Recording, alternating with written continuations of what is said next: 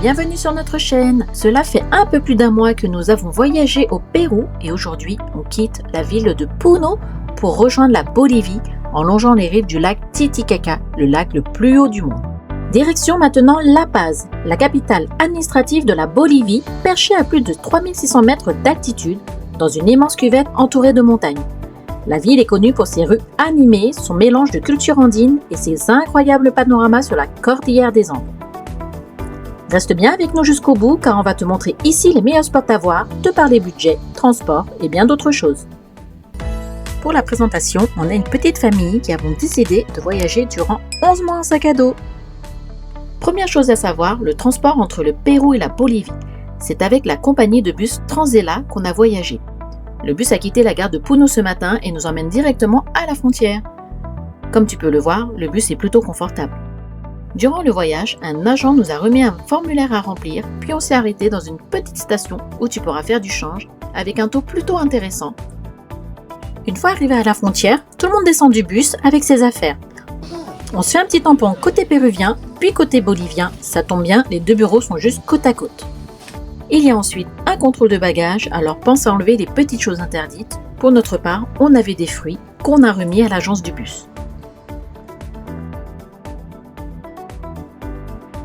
Après 5 heures de trajet depuis Puno, nous voilà arrivés à La Paz. Du terminal de bus de La Paz, on a pris un taxi pour 30 bolivianos, soit moins de 4 € pour rejoindre notre hôtel le Celina, situé dans le quartier branché et calme de Sopocachi. Voilà notre petite chambre familiale avec lit superposé pour les enfants et surtout une salle de bain privée. Le chien, il s'appelle Antonio.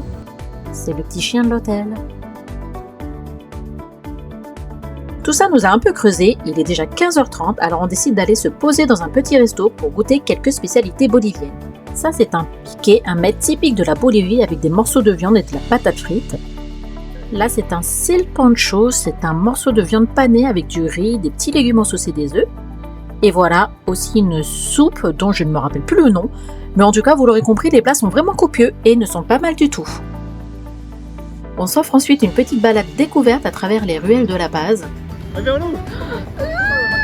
On trouve ici la statue d'Eduardo Abarroa, c'est l'un des plus importants héros de guerre durant l'occupation chilienne.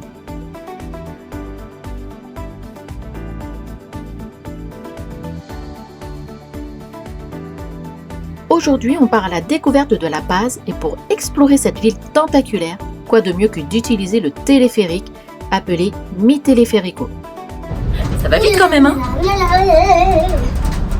On va aller tout à l'heure. Ouais. Je ne sais pas si tu le sais, mais c'est le plus grand réseau de téléphériques urbains au monde, avec plus d'une dizaine de lignes colorées.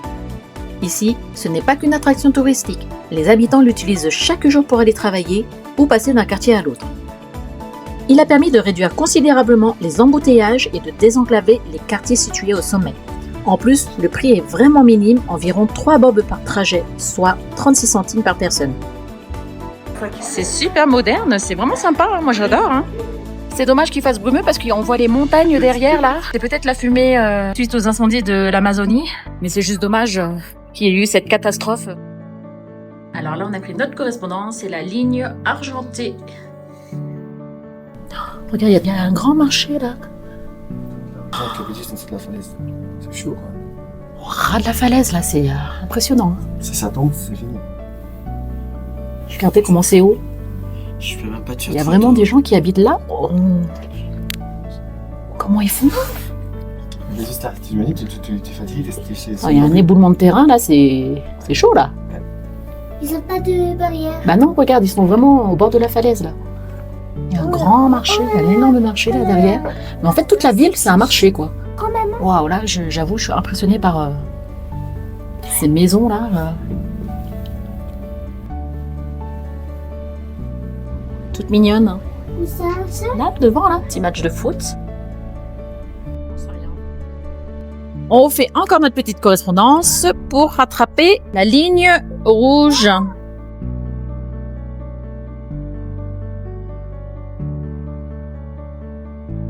Tu as vu toutes ces habitations colorées?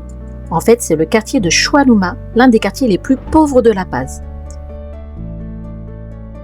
Apparemment, l'initiative d'avoir rénové et repeint les bâtiments a permis de redonner confiance aux habitants et de renforcer l'identité des Aymaras. C'est l'un des plus anciens peuples de la Bolivie. Et tout ça, bien sûr, a attiré le tourisme et développé l'économie locale.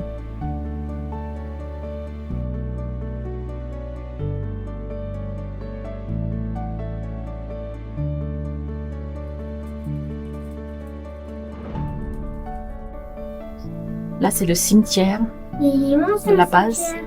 Ah, il est grand. Ce cimetière n'a vraiment rien à voir avec ce qu'on connaît en Occident. Les tombes sont disposées en étages et sont décorées de couleurs vives et de fresques. C'est vraiment typique de la culture d'Amérique du Sud. Ici, c'est la vie et la mort qui se mélangent et ça se fait plutôt dans une ambiance joyeuse, notamment lors de la journée des morts. Et c'est ce qui rend en fait hommage aux défunts. On arrive au bout de la ligne rouge qui nous mène juste devant la gare de La Paz. On va aller se promener, maintenant on va se balader. Alors les petits wagons de train qu'on voyait de dehors, en fait c'est des petites pâtisseries.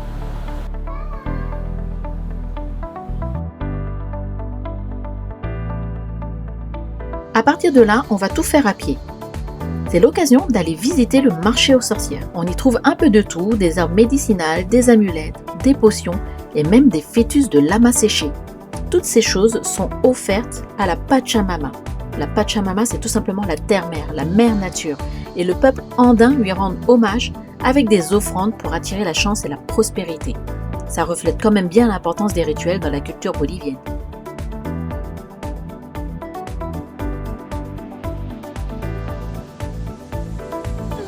Je veux la rue des sorcières, moi.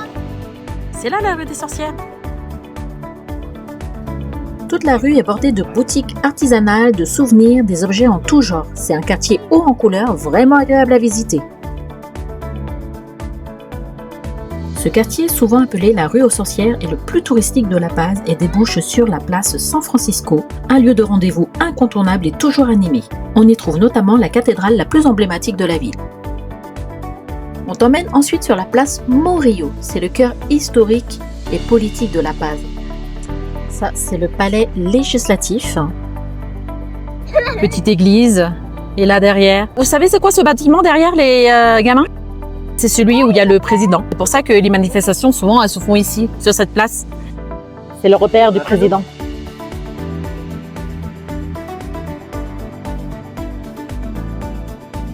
Notre balade nous mène vers l'avenue principale de La Paz. C'est vraiment un axe crucial entre les transports, le téléphérique et les événements socioculturels.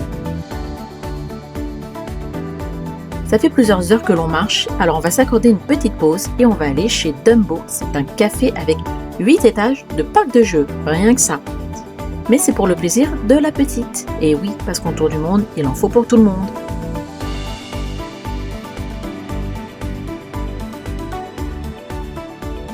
Il y a des marchés dans chaque quartier de La Paz. Je n'en ai jamais vu autant dans une ville.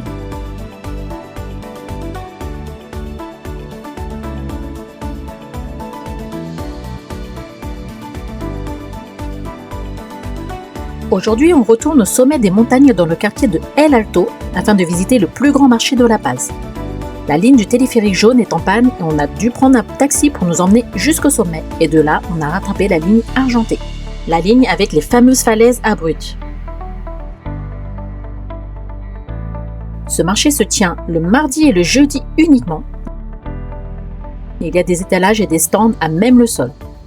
On y trouve vraiment de tout. Ça va des fruits aux baskets, aux accessoires automobiles, à la robinetterie, aux tissus et aux bijoux. Il y a de la glace un peu étrange et des jus de fruits. Ah, le sac à dos Bowser, sympa ça. Ce marché, il est en fait vraiment gigantesque. Il est par contre réputé pour être assez dangereux, alors on ne s'enfonce pas trop dans les ruelles, on préfère rester aux abords de la route et de la ligne du téléphérique. Je vous avoue que je fais super gaffe en agrippant mon téléphone et j'ai aussi un cordon autour du cou. Même si je reste discrète, on n'est jamais à l'abri de mauvaises rencontres et ça n'est pas forcément qu'ici. Comme habituellement, les locaux nous conseillent de faire attention et c'est sans souci qu'on terminera notre balade. Après 1 heure à déambuler dans le marché, on reprend le téléphérique pour aller visiter les quartiers du Nord en passant par la ligne rouge puis la ligne orange. On fait la petite correspondance pour la ligne orange. La balade en téléphérique est vraiment des plus agréables. On a vraiment une vue magnifique sur toute la ville. Coucou. Oh, tous ces sentiments. Ah bah là, c'est plus un cimetière comme on les connaît chez nous.